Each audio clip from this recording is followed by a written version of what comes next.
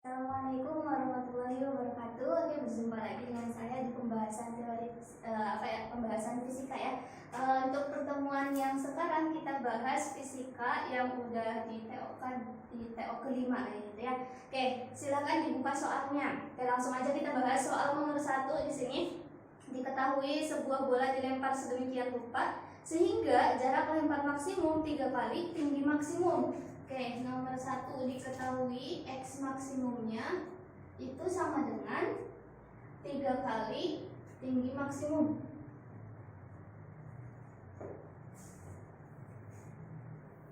Oke, 3 kali tinggi maksimumnya. Nah, yang dicari adalah nilai tangan alfa adalah, jadi ini gerak parabola. Nah, kita cari dulu persamaan untuk X maksimum. Persamaan X maksimum, X sama dengan V0 kuadrat sin 2 alfa gini ya, per G. Sedangkan untuk persamaan H maksimum, persamaannya V0 kuadrat dikali sin kuadrat alfa per 2G. Ini. Oke, yang ini kan 2 alfa, berarti kita pecah dulu. Jadi V0 kuadrat dikali 2 sin alfa cos alfa, karena sin 2 alfa itu sama dengan 2 sin alfa cos alfa ya, per G. Oke, kita masukkan ke persamaan yang ini. X maksimum itu 3H maksimum. Berarti X maksimum kita masukin persamaannya V0 kuadrat dikali 2 sin alfa cos alfa per G, ini ya, sama dengan 3 dikali V0 kuadrat dikali sin kuadrat alfa per 2G. Ini V0-nya sama, coret, sin alfa sama, satu nih, coret lagi, G juga sama, coret. Oke, 2 nya pindah ke sini jadi 4/3 itu sama dengan sin alfa per cos alfa. Sin per cos itu sama dengan tangan alfa. Nah, jadi ketemu deh jawabannya, tangan alfa itu sama dengan 4/3. 4/3 jawabannya A gitu. Oke, lanjut. Selanjutnya nomor 2. Di sini ada grafik termodinamika ya. Nomor 2, grafik termodinamika. Diketahui dari A ke B, gas mengalami proses adiabatik. A ke B itu prosesnya adiabatik, diketahuinya. Terus terus sedangkan dari B ke C itu prosesnya isobarik. B ke C ini isobarik. Oke. Dan dengan menyerap kalor 345 kJ. Berarti QBC itu sama dengan 345, satuannya kilojoule. Menyerap kalor ya. Sedangkan dari C ke D itu prosesnya isotermal. C ke D itu isotermal. Oke, isotermal. Terus dan dari D ke A, sedangkan dari D ke A itu dia mengalami proses isobarik lagi. Ini isobar. Dan kalau yang ini melepas kalor. QDA sama dengan melepas, jadi tandanya min, 371 kilojoule. Oke.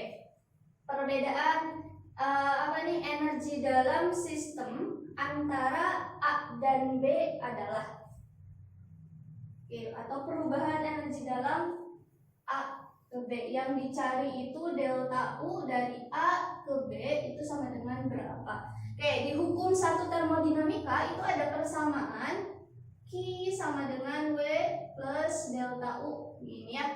Nah, karena ini kan kalau kalian lihat grafiknya itu grafik tertutup ya. Jadi maksud itu dari grafik A ke B ke C ke D balik ke A lagi itu merupakan grafik tertutup gitu. Nah, karena tertutup maka jumlah delta U-nya dari sistem itu sama dengan 0. Jadi bisa kita simpulkan delta U AB itu sama dengan jadi dijumlahin, ditambah delta UBC ditambah delta UCD ditambah delta UAD itu harus sama dengan 0. Kenapa 0? Karena tadi grafiknya itu grafik tertutup. Oke.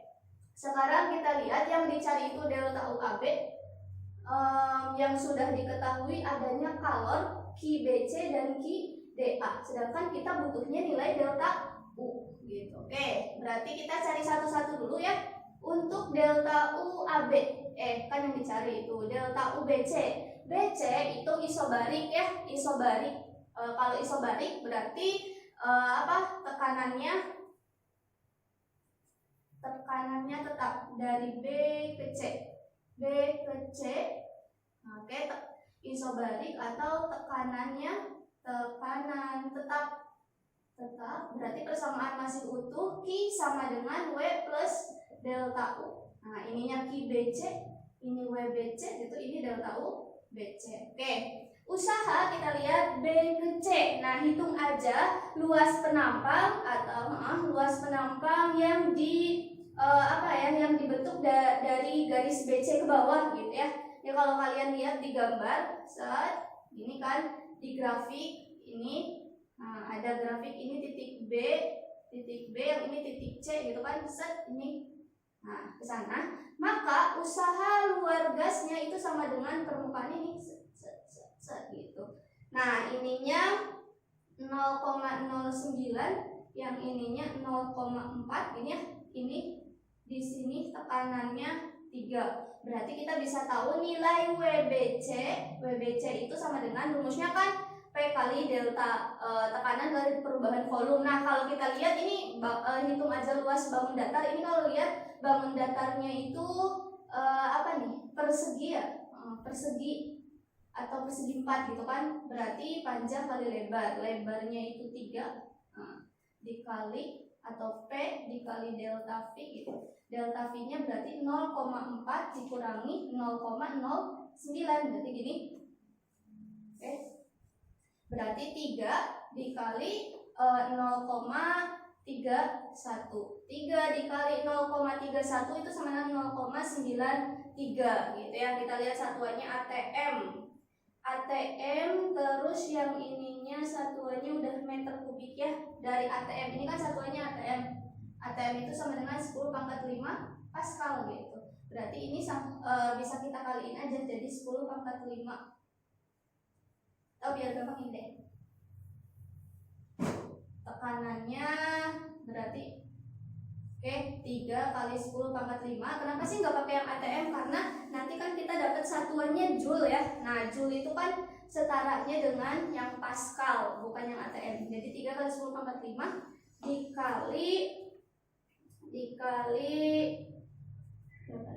dikali delta V-nya 0,4 dikurangi 0,09. Jadi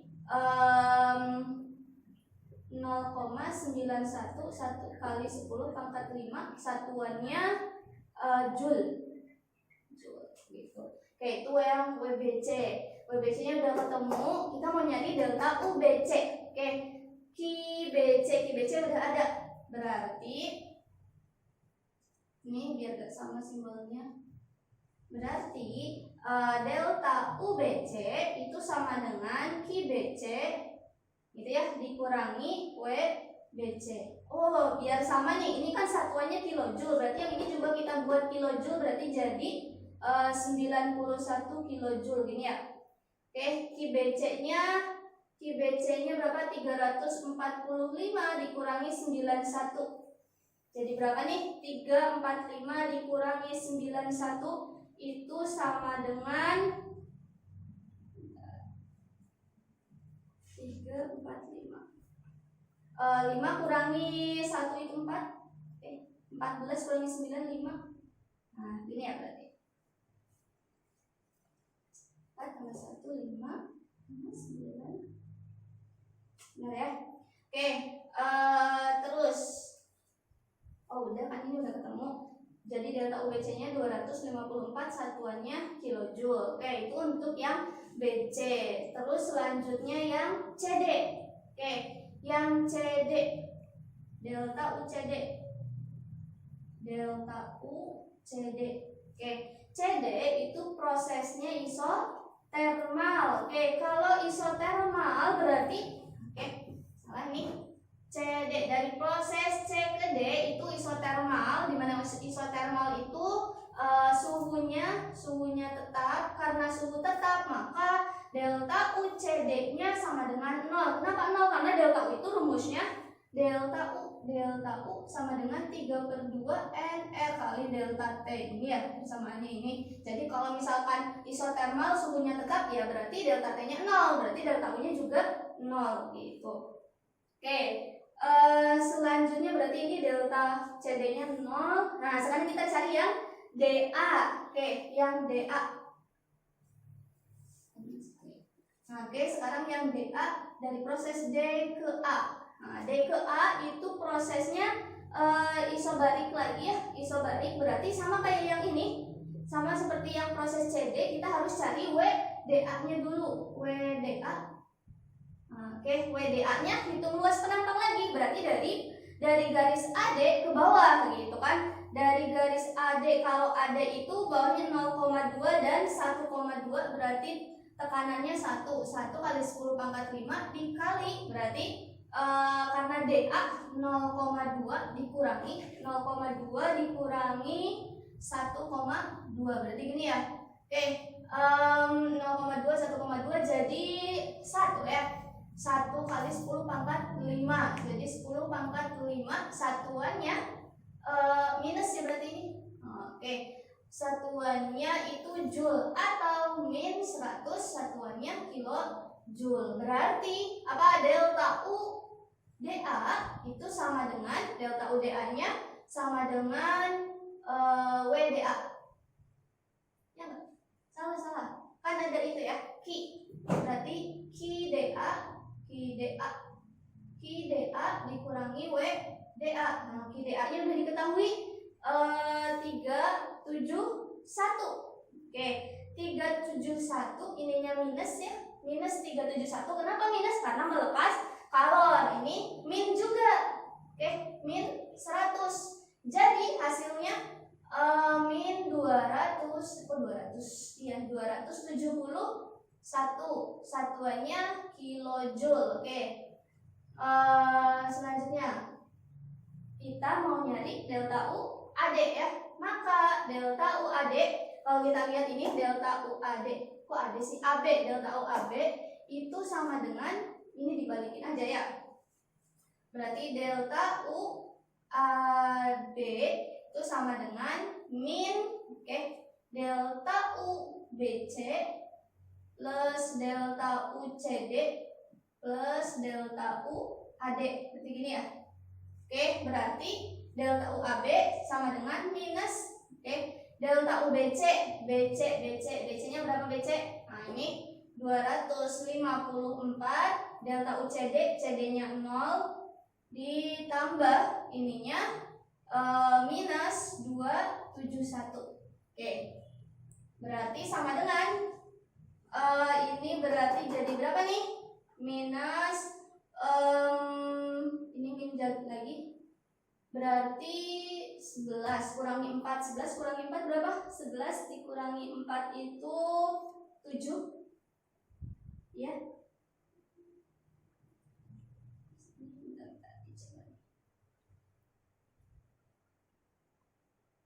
Ada ya, ujungnya 7. Oke, kita cek dulu. Delta U AD. BC-nya 5.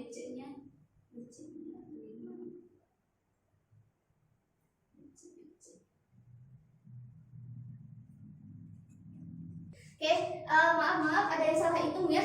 Koreksi ini. Ini kan 3 dikali 0,31 ya. 3 kali 0,31 itu berarti 0,93 bukan 91. Maaf ya, salah. Nah, ini berarti jadi 93. Oke, ini juga 93. Berarti yang ini jadi 254. Salah. 252. Nah, ini. Oke, berarti yang ini juga 252. Oke. Kalau kayak gini berarti ada jawabannya ya. Jadi min 19. Oke, min kali min jadi plus 19, satuannya kilojoule. Nah, 19 kilojoule satuan jadi apa jawabannya? A. Oke, lanjut lagi. Sekarang soal nomor 3. Oke, untuk soal nomor 3 pernyataannya sebab akibat.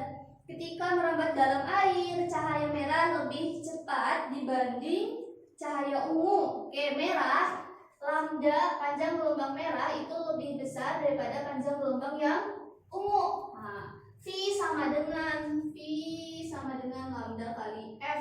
Oke, berarti V dengan lambda berbanding lurus gitu kan. Karena lambda merah lebih besar, maka V merah ini juga lebih besar daripada V yang ungu gitu kecepatannya. Oke, cahaya merah lebih cepat, berarti benar ya. Nah, oke, nomor 3 pernyataannya benar.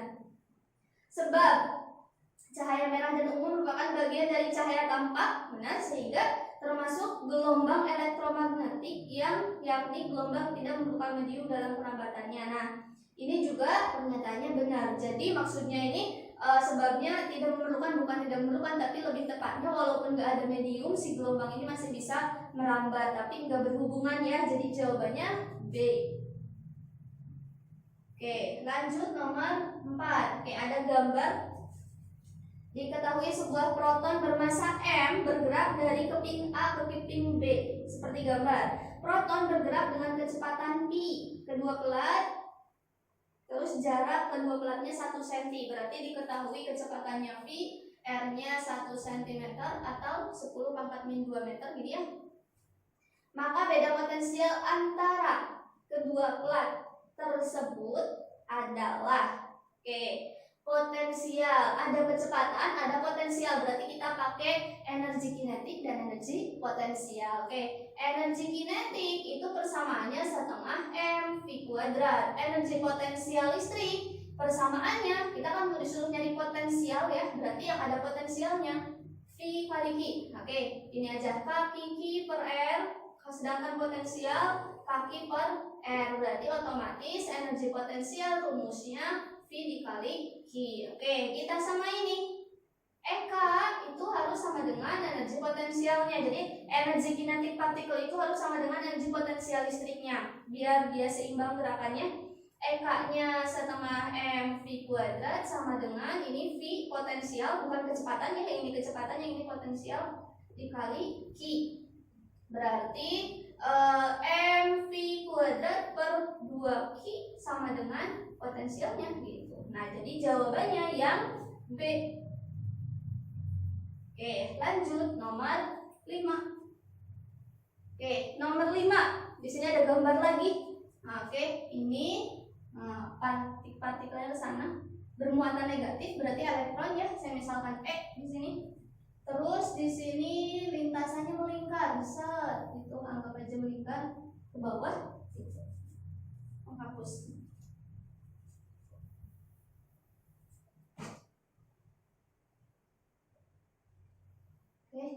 Ini terus jika keliling lingkaran tersebut adalah 3 meter, kelilingnya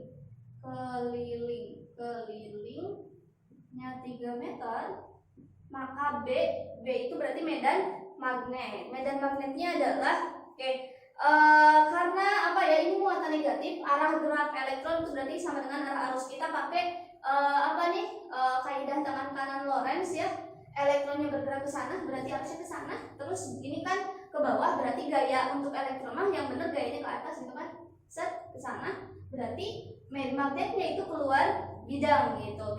Keluar bidang, yang jawaban keluar bidang antara C, D, dan E. Nah, kita tinggal cari berapa nilai B-nya gitu ya. Kayak tadi arus gayanya ke atas. Kenapa ke atas? Karena si elektron dibalikinnya ke bawah gitu ya. Jadi berbanding terbalik kalau di kaidah tangan kanan. Arus gayanya ke atas berarti medannya keluar. Selanjutnya kita nyari B. Kita pakai gaya Lorentz FL harus sama dengan karena lingkaran, berarti gaya sentripetal gitu. Gaya Lorentz persamaannya BQV. Gaya sentripetal persamaannya mv kuadrat per r. V-nya sama coret gitu kan. Terus apa lagi?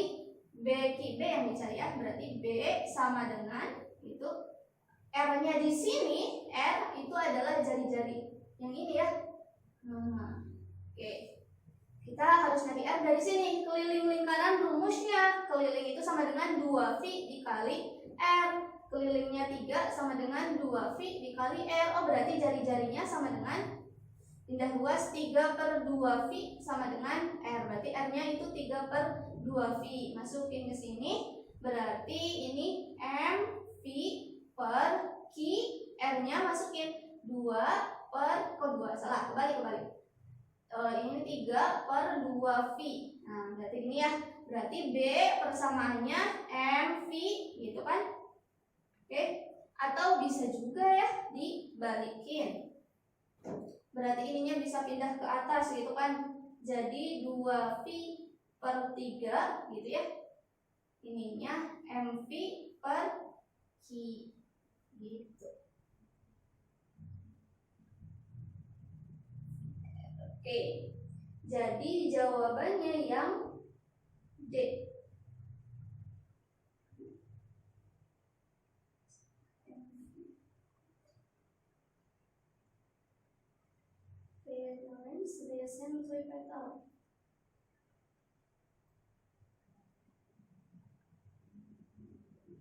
Oke, berarti di sini jawabannya yang mana?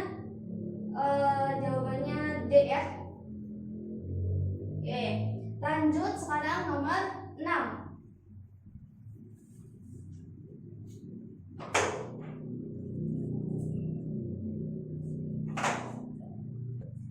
Oke, lanjut lagi. Sekarang kita lihat soal nomor 6. Seorang pengendara sepeda motor berkendara sepanjang jalan dengan kecepatan 15 meter per sekon dan akan melewati sebuah perempatan. Oke.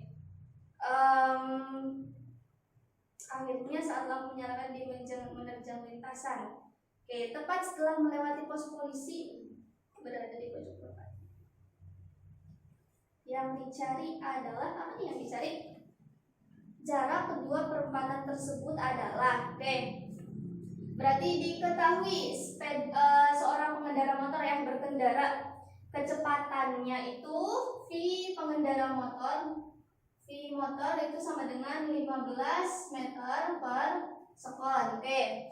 Terus pengendara tersebut akhirnya saat lampu menyala merah dia menerjang melintasi perempatan tepat setelah melewati pos.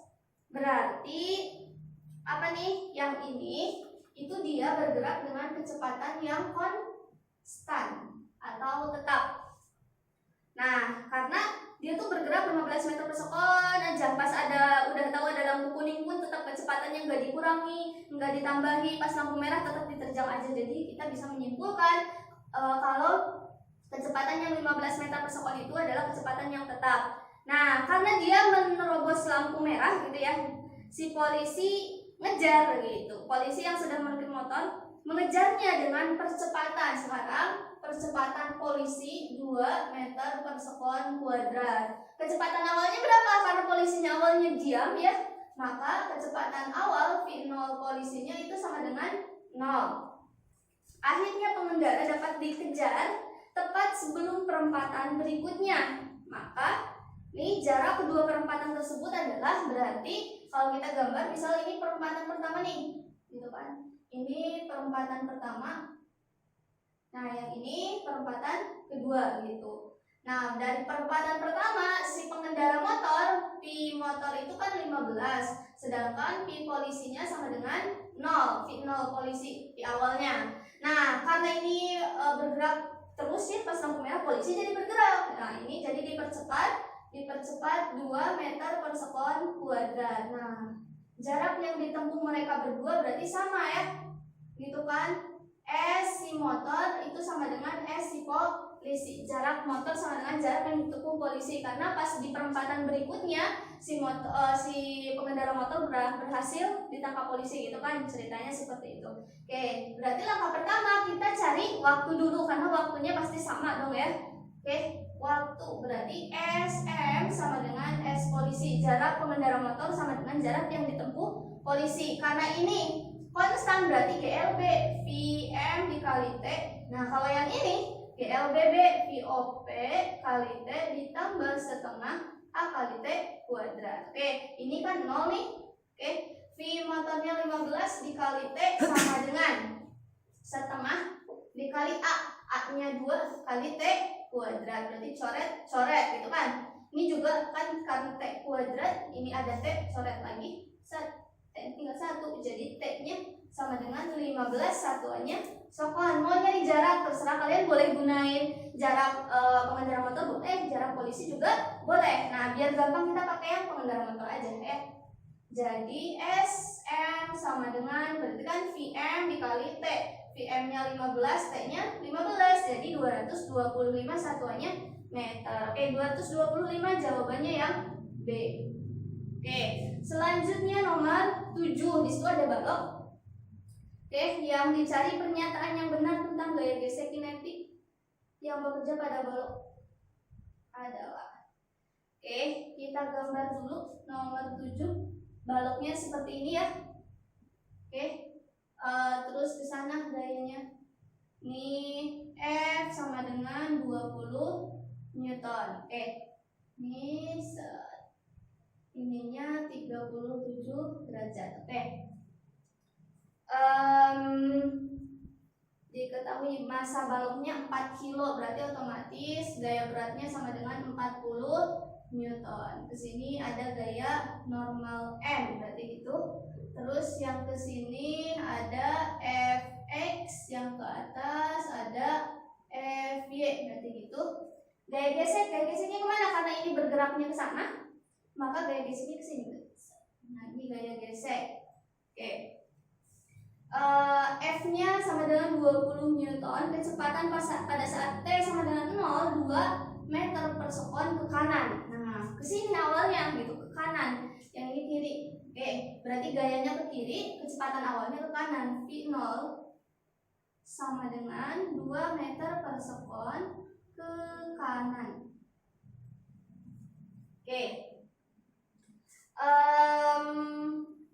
Koefisien gesek mu 0,25 atau seperempat ya. Oke, kita suruh nyari besar gaya geseknya dulu berapa. Gaya gesek berarti harus tahu gaya normal. Nyari gaya normal kita tinjau sumbu Y. Sigma Fy sama dengan 0. Karena baloknya kalau kita amati dari sumbu Y itu dia cenderung diam ya. Di sumbu Y ada gaya Fy plus N min W sama dengan 0. Berarti N sama dengan W min Fy. Oke, W-nya 40. Fy berarti Fy dikali sin ya, 20 dikali sin 37 itu sama dengan 3/5. Oke, coret 4. Berarti 40 dikurangi 4 kali 3 itu 12. 40 kurangi 12 itu 28. Maka gaya geseknya Fg sama dengan mu kali N. Seperempat dikali 28. Jadi jawabannya 7 Newton gitu. Kalau Fx berapa nih Fx? Kita biar tahu kalau misalkan Fx-nya ternyata lebih besar daripada Fy, Fx lebih besar daripada gaya gesek, maka si balok akan bergerak ke kiri. Tapi kalau misalkan si Fx-nya itu, kalau Fx lebih besar dari Fg, maka balok akan bergerak ikut X ya, jadi ke kiri. Gerak baloknya ke kiri. Tapi kalau Fx-nya kurang dari Fg, maka baloknya itu akan tetap bergerak ke kanan atau diam gitu. Diam. Jadi kemungkinannya seperti ini. Oke, karena awalnya kan ke kanan dia geraknya. Oke, berarti sekarang ngapain dulu? Kita buktiin. Kalau gaya geseknya udah ketemu nih 7 Newton ya. Berarti jawabannya antara D dan E gitu. Nah, tinggal kita lihat, kalau kita lihat optionnya aja ya. D itu kan arah gaya selalu ke kanan. Arah gaya selalu ke kanan. Dengan arah gaya selalu ke kanan. Gaya geseknya arahnya selalu ke kanan. Oh, nentuin arah gaya geseknya. Ini kan gaya gesek arahnya ke kanan nih. Kalau si benda bergerak ke kiri, berarti yang D salah dong ya Mbak. Karena awalnya si balok ini bergeraknya ke mana? Ke kanan. Berarti kalau pas awal gaya geseknya arahnya ke kiri gitu. Nah, kalau gaya gesek arahnya awalnya ke kiri, terus karena ada gaya tarik ke kiri, maka gitu kan si balok akan berhenti sesaat, terus dia akan bergerak ke kiri. Jadi jawaban yang lebih tepat itu yang E. Bisa dibuktiin? Bisa nih. Coba kita cari fx-nya. Fx-nya itu berarti F dikali cos ya. F-nya 20, cos-nya 4/5. Jadi 16. Yuk tentukan benar fx-nya ternyata lebih besar daripada gaya gesek, maka nanti pas ditarik ke kiri, si balok akan cenderung ikut gerak ke kiri. Jadi pas awalnya dia gerak ke kanan, gaya geseknya ke kiri. Terus karena ditarik ke kiri, balok akan berhenti sesaat, terus dia bergerak ke kiri. Terus gaya geseknya jadi ke kanan gitu. Jadi jawaban yang tepat itu yang E. Gitu. Oke, lanjut. Selanjutnya nomor 8. Oke, nomor 8 itu suruh nyari beda potensial antara titik E dan F. Nah, di situ kalau kita lihat gambar rangkaiannya itu gambar rangkaian resistor yang paralel ya Kak. Kalau paralel berarti hambatan tegangannya itu sama. Nah, tegangan di AB sama dengan tegangan di CD sama dengan tegangan di EF. Nah, kalau kita lihat kan yang dicari tegangan di EF nih ya. Nah, berarti sama dengan di AB. Di AB itu mengapit dua sumber tegangan, ya enggak? Terus kalau lihat itu kutub positif dan negatifnya sama ya. Jadi karena sama otomatis arus tegangannya itu tinggal dijumlahin aja. Kecuali kalau misalkan arah kutub positif dan negatifnya berbeda berarti nanti dikurangi. Tapi kalau ini kan arah kutubnya sama berarti tinggal dijumlahin. VAB itu sama dengan E1 ditambah E2, berarti seperti itu. Oke, yang awal yang harus kita cari pertama apa dulu nih? Oke, kita lihat diketahui sumber tegangan E1 itu E1 bisa diubah-ubah, sedangkan E2 itu tetap.